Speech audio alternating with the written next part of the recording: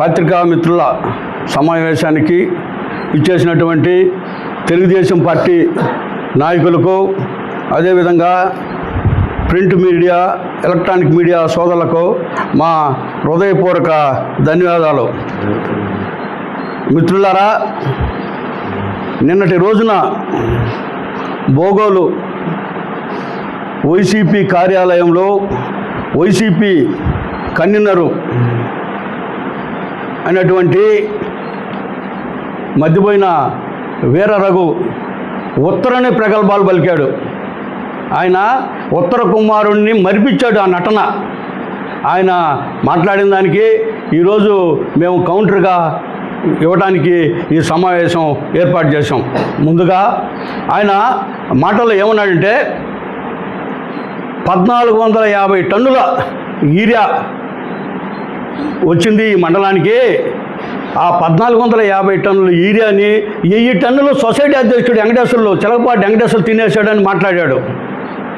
నేను అడుగుతున్నా, నాకు వచ్చింది, మా సొసైటీకి వచ్చింది 240 టన్నులే. 1210 టన్నులు ఆర్బీకేలకు వచ్చింది. నువ్వు ఒక ప్రెసిడెంట్గా కొంతకాలం చేసుకుంటావు. ఆర్బీకేలకి, ఆర్ఎస్కేలకి, సొసైటీలకి తేడా నీకు తెలీదా? లేదా ఈ ఎండకి ఆ మావాళ్ళు నవిలి తల ఏమన్నా తిరిగి మాట్లాడుతున్నావా? నువ్వు మాట్లాడేటప్పుడు జాగ్రత్తగా మాట్లాడు. గతంలో కూడా ఇదే విధంగా ఏదో గుడ్డ కాసి మొఖాన్ని అర్థం అన్నట్టుగా మాట్లాడితే ఇప్పటికే ఒక కేసు, ప్రైవేట్ కేసు పడి ఉంది. మళ్ళీ రెండో కేసు కూడా అవుతుంది. ఆర్ఎస్కేలకి, సొసైటీలకి తేడా నీకు తెలీదా? ఆర్ఎస్కేలకి గవర్నమెంటు యూరియా పంపిస్తుంది, వాళ్ళు ఏమో డబ్బులు కట్టబల్లా. ఆఖరాకి దింపుడు కూలీలు కూడా టన్నుకి 150 లెక్కన ఆ లారీలోనే పంపిస్తుంది. కానీ అదే మా సొసైటీకి అయితే మేము డీడీ కట్టాలా? మేము డీడీ కడితే ఆ డీడీ కట్టిన పాట ఎవరికి మార్కెట్కి కట్టాలా? మాకు ఒక లోడు యూరియా వస్తుంది, 18 టన్నుల లెక్కన వస్తుంది ఒక లోడుకి. అది 18 టన్నులు అంటే సుమారు 400 కట్టలు. అవి మేము తీసుకొచ్చిన పాట రైతులకి ఏలు ముద్ర కానీ ఉంటే మిషన్లో కొడతాము, ఉండి రైతు కానీ ఉంటే మిషన్లో కొడతాము. లేదు రైతు లేనప్పుడు వాళ్ళకి అర్జెంటుగా తీసుకొని పోయాడు అనుకో, ఓటీపీ, ఫోన్ ఓటీపీ, ఆధార్ కార్డుని పెట్టుకొని ఫోన్ ఓటీపీ పెట్టుకొని కొడతాం. అంటే అప్పటికి రైతుకు తెలియకుండా ఏ ఒక్క బస్తా కూడా బయటకు పోదు. అదేవిధంగా రైతులు ఏదైనా వస్తారు మా దగ్గరికి, వాళ్ళకి అసైన్మెంట్ ల్యాండ్ వాళ్ళు వస్తారు.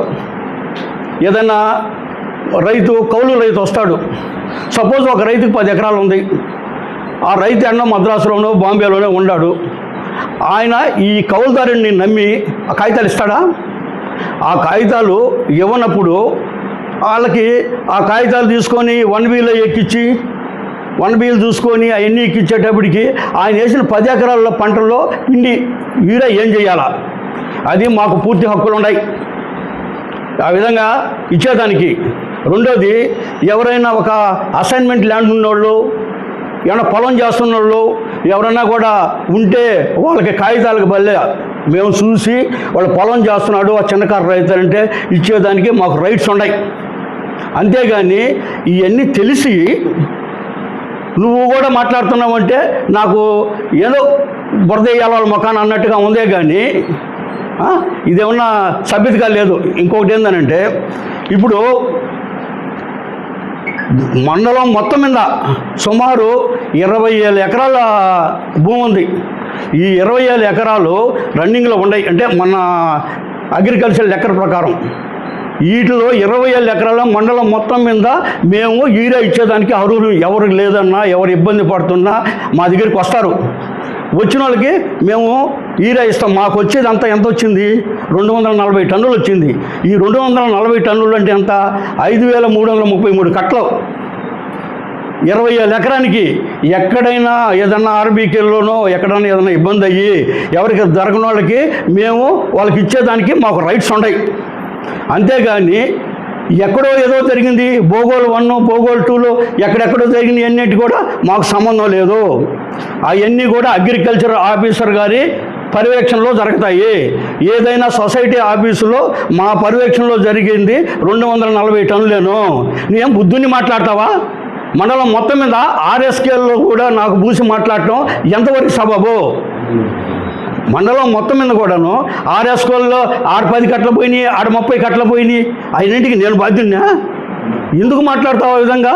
నీకు దమ్ముంటే ఏదన్నా ఉంటే రుజువు చేసుకో. ఉత్తరం ప్రకల్పాలు వద్దు, అదిట్టా ఇదిట్టా అని ఉత్తరం ప్రకల్పాలు బలుపుకోవద్దు. ఆయన ఇటు చేశాడు, ఈయన ఇటు చేశాడని ఉత్తరాన్ని ప్రకల్పాలు లేకుండా నువ్వు చేసుకో. ఒక టైంలో ఏం మాట్లాడాడు? ఆయన స్టేటస్లో పెట్టాడు ఏమని?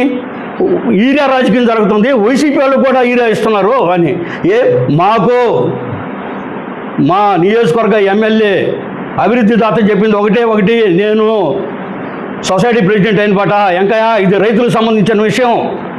ఏ పార్టీలు పక్షాన మనకొద్దు, ఏ రైతును కూడా హక్కుని చేర్చుకోండి, ఏ రైతు ఇబ్బంది పడకుండా చూడండి అని ఆయన చెప్పిన ప్రకారంగా ఆయన అడుగుదలలో మేము నడిచేవాళ్ళం. మేము మాకా నువ్వు నీతులు చెప్పేది?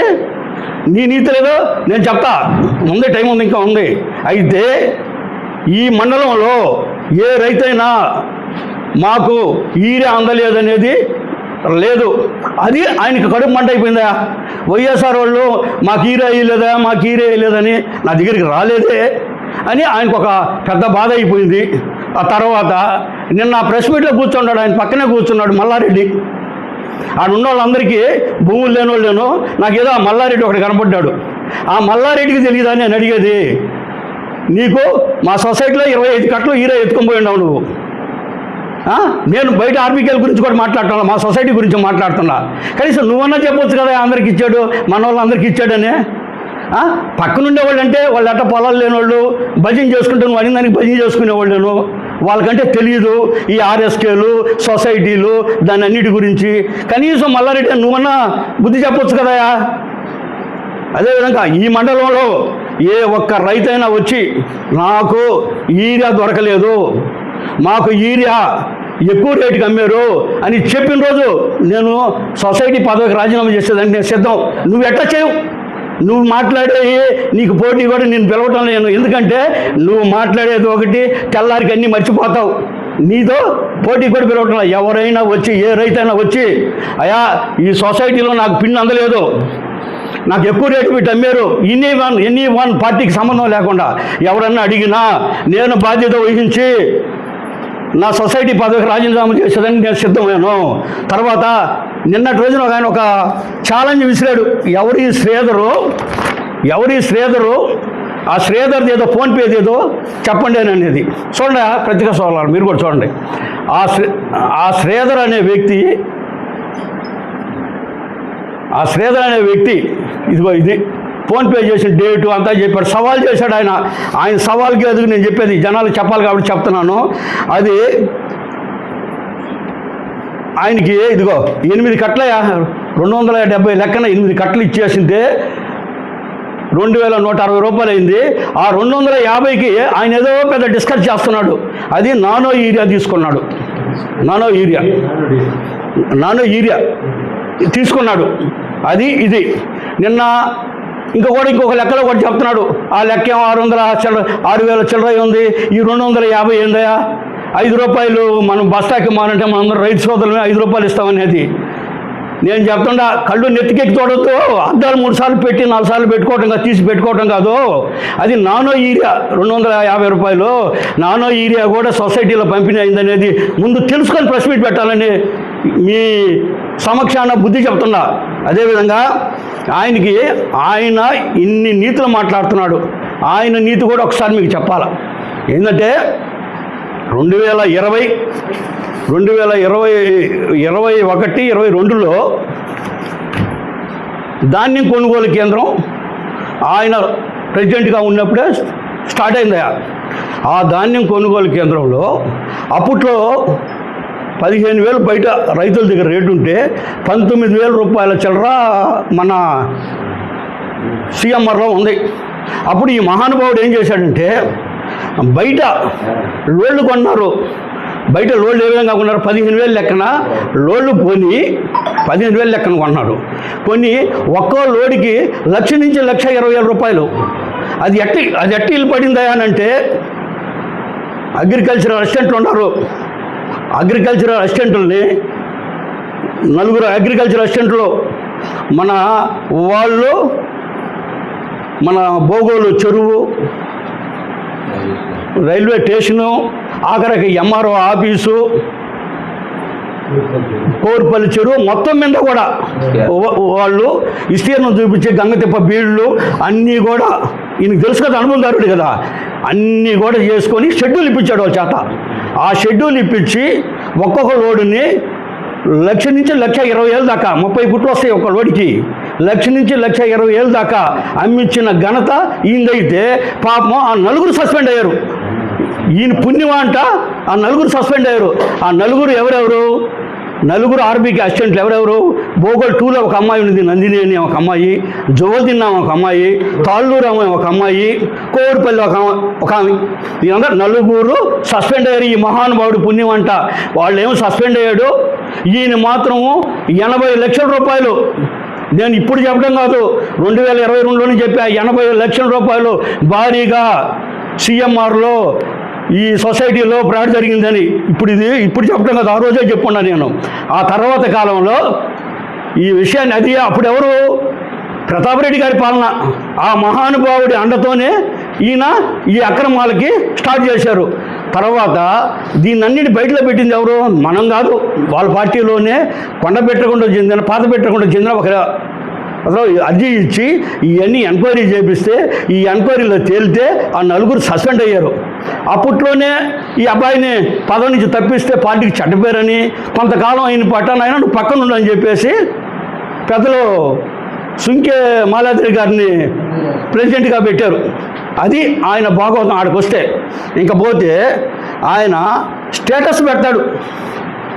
స్టేటస్ పెట్టి ఏం పెడతాడు? స్టేటస్లో అబ్బా 100 అతి తొందరలో హరిశ్చంద్ర బిగ్ బ్రేకింగ్ న్యూస్, ప్రజలు ఎప్పుడైనా ఎదురు చూస్తున్న సినిమా బోగోలు హరిశ్చంద్ర రేపే విడుదల.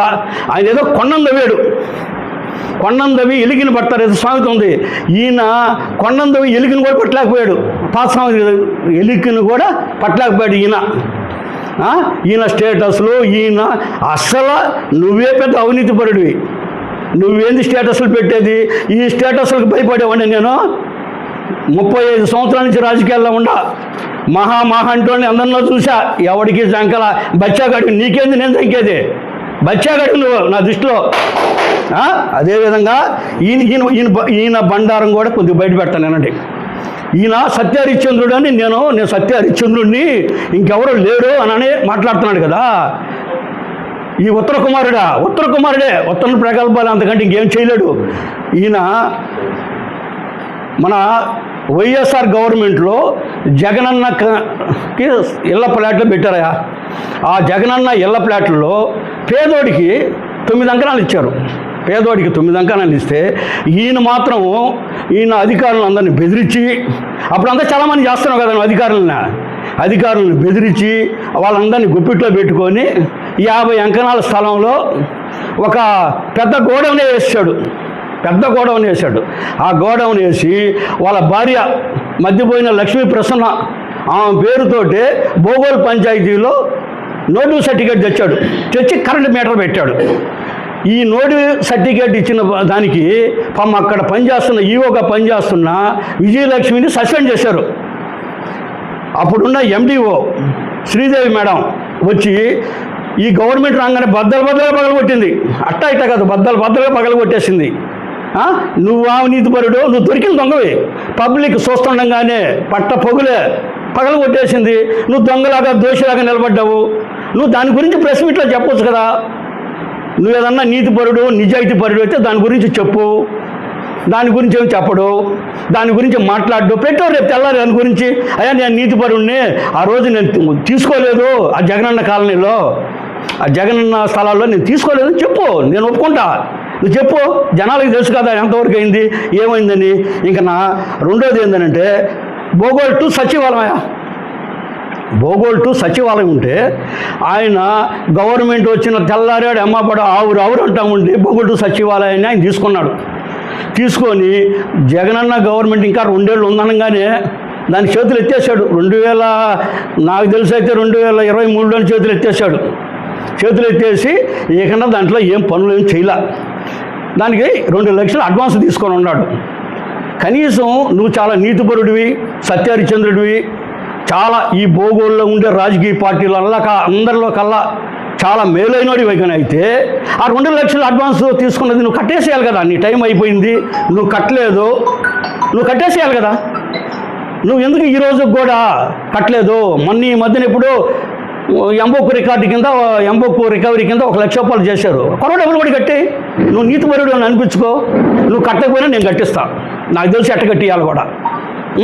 అదేవిధంగా ఇంకోటి ఆయన, నేను ఈ మొత్తం మీద నేనే నీతిపరుడిని, నేనే చాలా ఇదైన భూగోళంలో ఉండేవాళ్ళందరూ కూడా అవినీతి పరులని చూపించుకుంటాడు కదా.